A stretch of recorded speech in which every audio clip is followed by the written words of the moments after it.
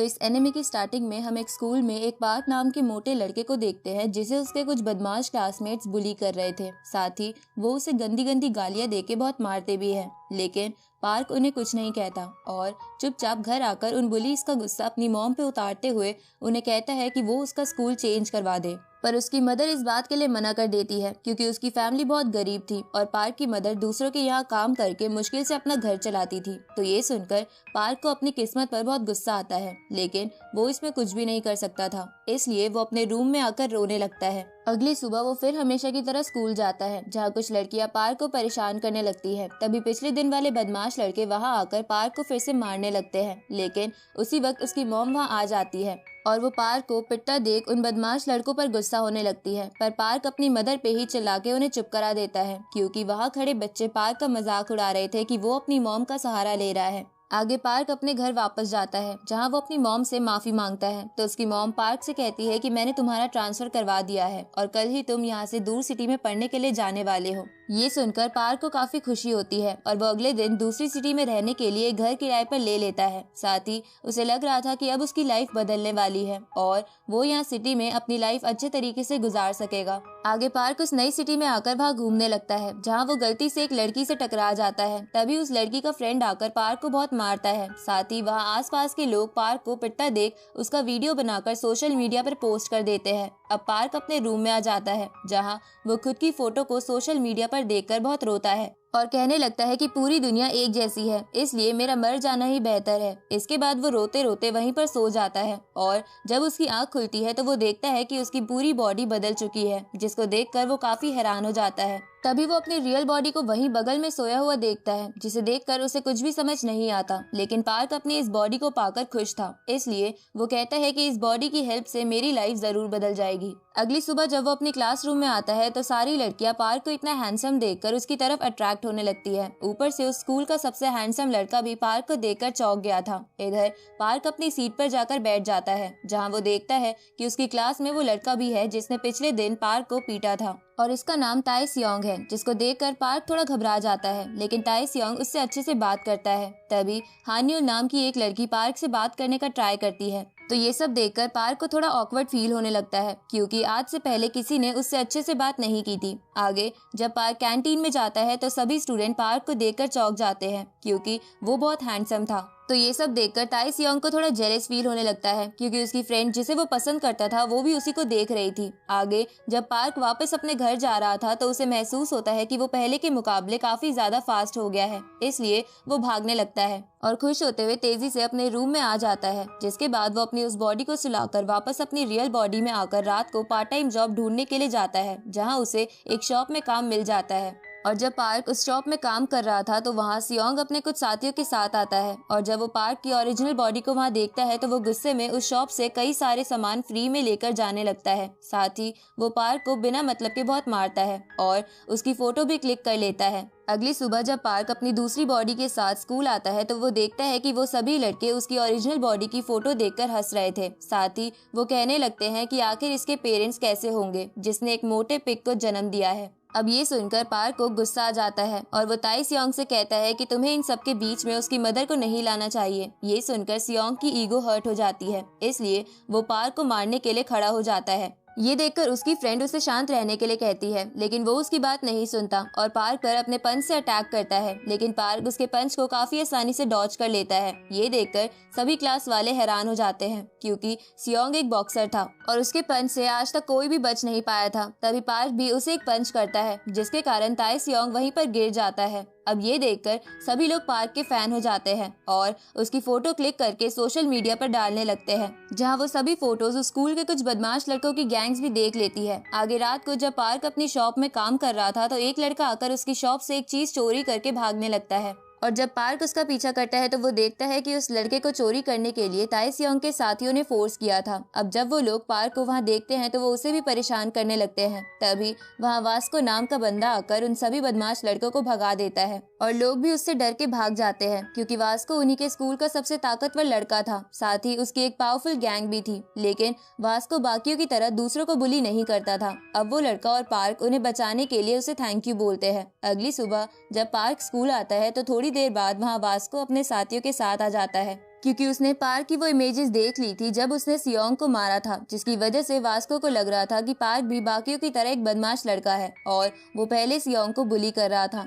इसलिए Vasco park का कंधा पकड़कर उसे किसी से भी पंगा ना लेने को कहता है। वहीं सब लोग वास्को को देखकर कहने लगते हैं कि कोई भी आज तक इसकी पकड़ से नहीं बच पाया है। तभी पार्क वास्को के हाथों को अपने ऊपर से हटाते हुए कहता है कि शायद आपको कुछ मिसअंडरस्टैंडिंग हो गई है, मैंने कोई भी गलत काम नहीं किया है। इधर पार्क की पकड़ के कारण वास्को के हाथों में दर्द होने लगता है, तो ये देखकर वहाँ खड़े सभी लोग हैरान हो जाते हैं और सियोंग के सारे चमचे पार्क से दोस्ती करने की रिक्वेस्ट करने लगते हैं। तो पार्क भी इसके लिए मान जाता है, क्योंकि पहले उसका कोई दोस्त नहीं था। इसके बाद वो पार्क को पार्टी के लिए भी इनवाइट करते हैं, जहां सियोंग भी आ जाता है, लेकिन वो पार्क से बात नहीं कर रहा था। तो पार्क उन दोनों के बीच का मामला शांत करने के लिए कहता है कि तुम तुम्हारी दोस्त के साथ अच्छे लगते हो। ये सुनकर सियोंग खुश हो जाता है और उसे समझ आ जाता है कि पार्क उसकी फ्रेंड को पटाने की कोशिश नहीं करेगा। इसलिए सियोंग पार्क को ड्रिंक ऑफर करता है, जहां पार्क गलती से ज्यादा अल्कोहल पी लेता है, जिसके कारण वो बेहोश हो जाता है, जिसकी वजह से पार्क की असली बॉडी जाग जाती है, क्योंकि जब एक बॉडी सोती थी तो दूसरी जाग जाती थी।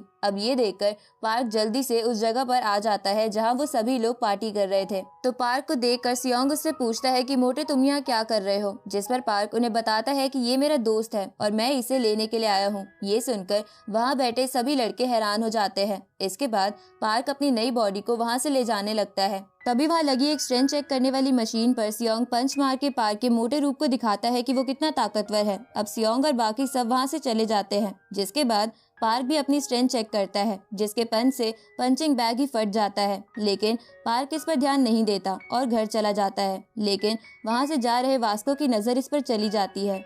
अगले दिन जब पार्क अपने स्कूल से वापस लौटता है तो वो देखता है कि उसकी मॉम उसके रूम में बैठी हुई है और उसकी रियल बॉडी वहीं सो रही है। तो पार्क अपनी मॉम से कहता है कि वो पार्क का फ्रेंड डेनियल है और हम दोनों एक साथ रहते हैं। जिसके बाद डेनियल अपनी मॉम को एक रेस्टोरेंट में लेकर आता है, क्योंकि उसकी मॉम उससे कुछ बात करना चाहती थी। अब उस रेस्टोरेंट में आने के बाद उसकी मॉम पार्क की सारी पास्ट की बातें डेनियल को बताने लगती है कि कैसे पार्क को पिछले स्कूल में सभी स्टूडेंट्स परेशान करते थे। तो डेनियल अपनी मॉम से कहता है कि पर यहाँ ऐसा नहीं होता, पार्क के साथ यहाँ सब अच्छा बिहेव करते हैं। डेनियल यानी पार्क ऐसा इसलिए कहता है क्योंकि वो अपनी मॉम को परेशान नहीं करना चाहता था। अब उसकी मॉम डेनियल को पार्क का ख्याल रखने को कहकर वहाँ से चली जाती है, लेकिन वो जाते जाते डेनियल को कुछ पैसे देकर अपने बेटे को देने को कहती है। वहीं ये सब उस रेस्टोरेंट में बैठा वास्को भी देख रहा था, जहाँ ये देखकर वास्को सोचता है कि पार्क वैसे ही सियोंग जैसे बच्चों को परेशान करता है, तो वो जरूर उस मोटे लड़के को भी परेशान करता होगा और उसके पैसे उसे नहीं देगा। इसलिए वो पार्क को अकेले में बुलाकर उससे वो पैसे मांगता है।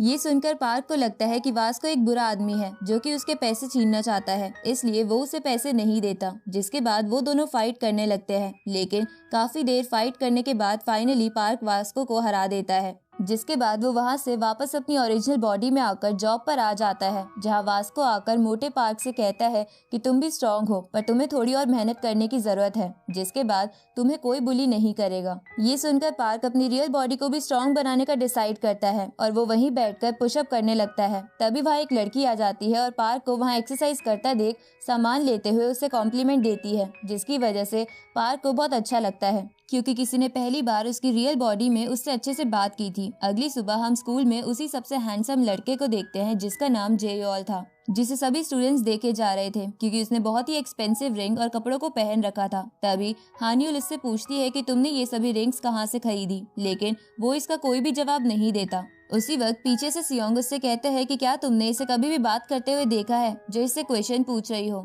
मतलब कि जेयोल हमेशा क्लास में शांत रहता है और उसे फ्रेंड्स बनाने में कोई इंटरेस्ट नहीं है। तभी क्लास में पार्क आ जाता है, जिसको देखकर सारी लड़कियां जेयोल को छोड़कर उसके पास चली जाती है। वहीं कुछ बंदे पार्क को देखकर कहने लगते हैं कि पार्क तो बहुत गरीब है और रोज बस एक ही शूज पहनकर आता है, और तो और उसके कपड़े और बैग भी बहुत पुराने हैं। इधर ये सब बात जेयोल सुन लेता है और उसे ये सुनकर अच्छा नहीं लगता कि वो लोग कपड़ों की वजह से पार्क की बातें बना रहे हैं। आगे पार्क ब्रेक टाइम में जीहो यानी उस लड़के के साथ घूमने लगता है जिसे सियोंग के साथ ही पहले परेशान कर रहे थे, क्योंकि अब पार्क ने उस लड़के से दोस्ती कर ली थी। अब जब वो दोनों घूम ही रहे थे कि वो देखते हैं कि कुछ लड़के एक स्टूडेंट को परेशान कर रहे हैं, जिसको देखकर पार्क को खुद का पास्ट याद आने लगता है। इसलिए वो उन बदमाश लड़कों को रोकता है। तो ये देखकर उन बदमाश लड़कों का लीडर हॉबिन पार्क को मारने के लिए उसके पास आने लगता है, पर उसी वक्त वहाँ उनके टीचर आ जाते हैं, इसलिए वो सभी बदमाश लड़के वहाँ से चले जाते हैं। वहीं ये सब जे ऑल भी देख रहा था और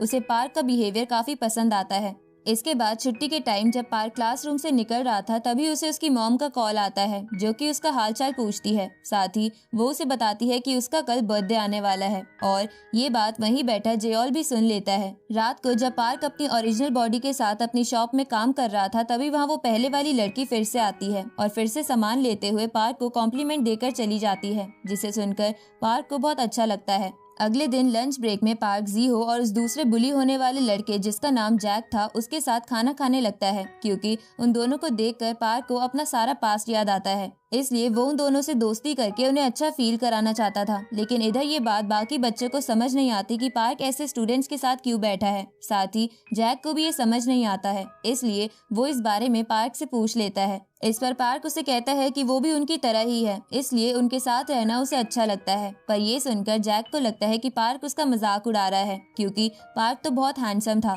इसलिए जैक पार्क पर गुस्सा करने लगता है, तो पार्क वहाँ से चला जाता है। इधर हम वास्को के कुछ आदमियों को देखते हैं जो कि रास्ते में छुपकर अपने लीडर का बदला लेने का प्लान कर रहे थे और वो डिसाइड करते हैं कि वो पार्क को पीट देंगे। इस तरफ जब पार्क अपने घर जा रहा था तभी जेओल उसके सामने आता है और वो उसे बहुत सारे बैग बर्थडे गिफ्ट के तौर पर देकर वहाँ से निकल जाता है। वहीं हम वास्को के उन आदमियों को भी देखते हैं जिसे जेओल ने बहुत पीटा था, क्योंकि अब जेओल भी पार्क को दोस्त मानने लगा था। आगे रात को पार्क उन गिफ्ट्स को चेक करने लगता है जहां जेओल ने उसे बहुत सारे एक्सपेंसिव कपड़े, बैग्स और रिंग्स दी थी, तो उसको पाकर पार्क काफी खुश हो जाता है। और अगली सुबह जब पार्क उन कपड़ों को पहनकर जाता है तो सभी लोग उसे इतने एक्सपेंसिव क्लोथ्स पहना देखकर चौंक जाते हैं। वहीं हमें पता चलता है कि जेओल ने सारी रात जागकर काफी मेहनत से पार्क के लिए वो सभी बर्थडे गिफ्ट्स बनाए थे। दूसरी तरफ हम जैक को देखते हैं जिसे रैपर बनने का काफी शौक था, इसलिए वो एक ऑडिशन में परफॉर्म करने के लिए आता है। लेकिन वहाँ का बॉस जैक का चेहरा देखकर बिना उसका गाना सुने उसे ऑडिशन के लिए मना कर देता है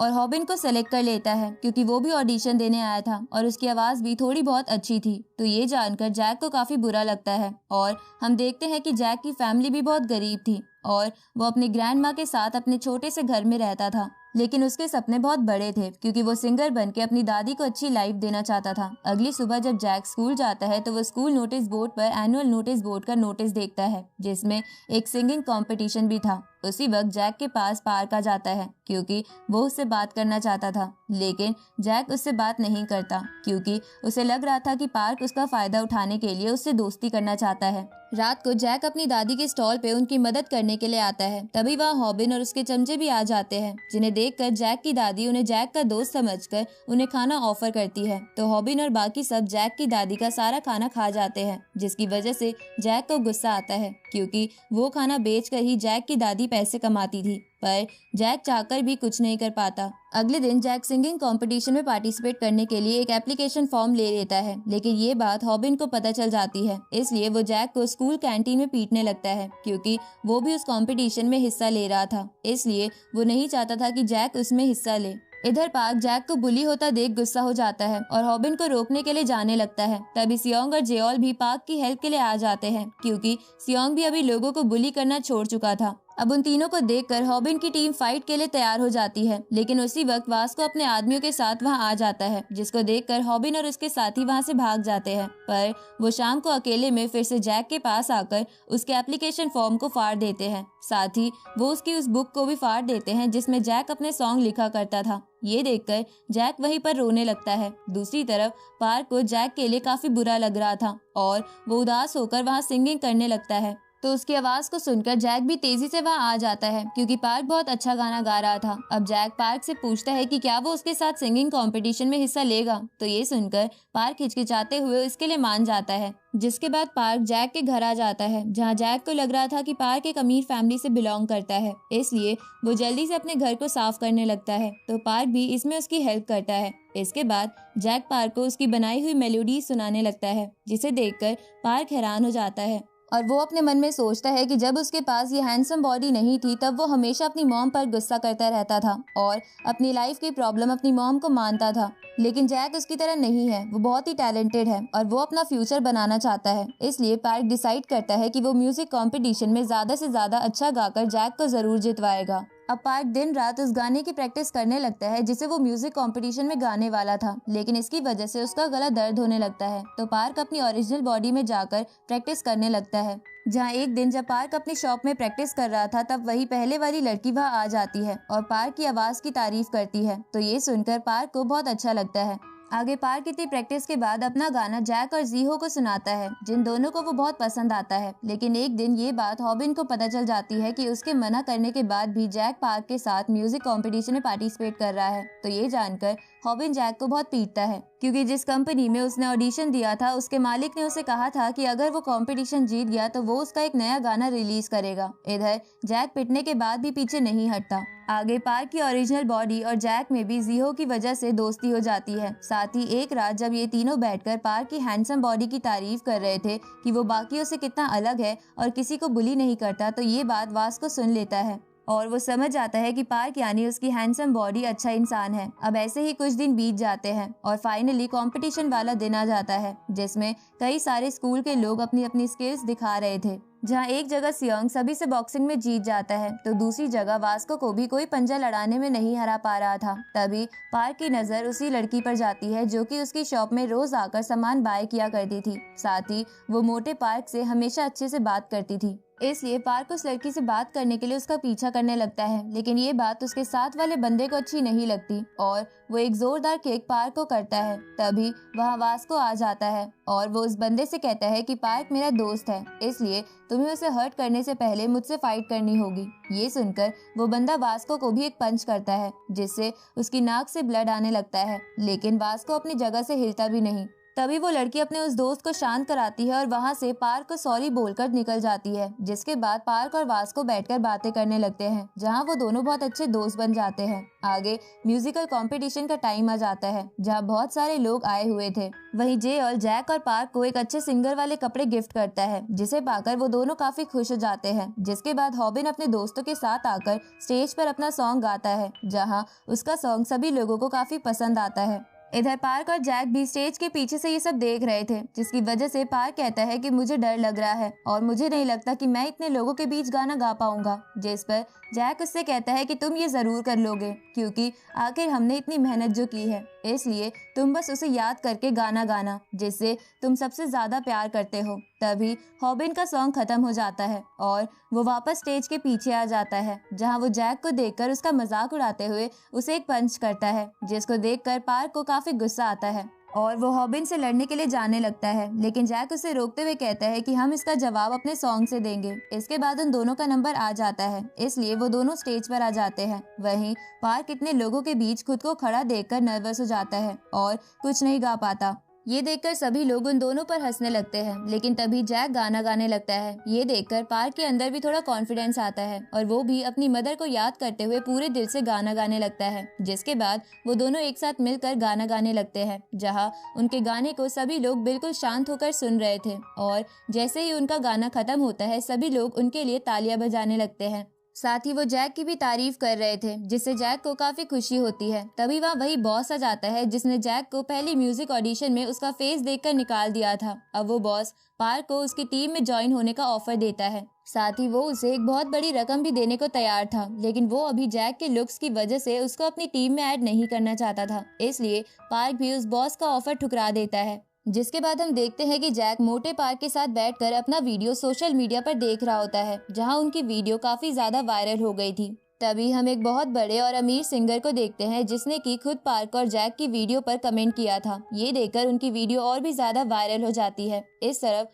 वो शॉप वाली लड़की भी वो म्यूजिक वीडियो देख लेती है, जिसे देखकर उस लड़की को मोटे पार्क की याद आती है, क्योंकि उसने उसके मुंह से भी यही गाना सुना था। तभी वो लड़की अपने बेड पे सो रही एक और लड़की को देखती है, जो इतनी सुंदर नहीं थी, जिसे देखकर हम समझ जाते हैं कि ये लड़की भी पार्क की तरह बॉडी एक्सचेंज कर सकती है। अगले दिन पार्क फिर से रेडी होकर स्कूल जाने लगता है, जहाँ उसके रूम में हम कई सारी फोटोज देखते हैं, जिसमें पार्क ने अपने सभी दोस्तों के साथ कई सारी फोटोज क्लिक करके रखी हुई थी। और इसी के साथ इस सीरीज का फर्स्ट सीजन यही खत्म होता है।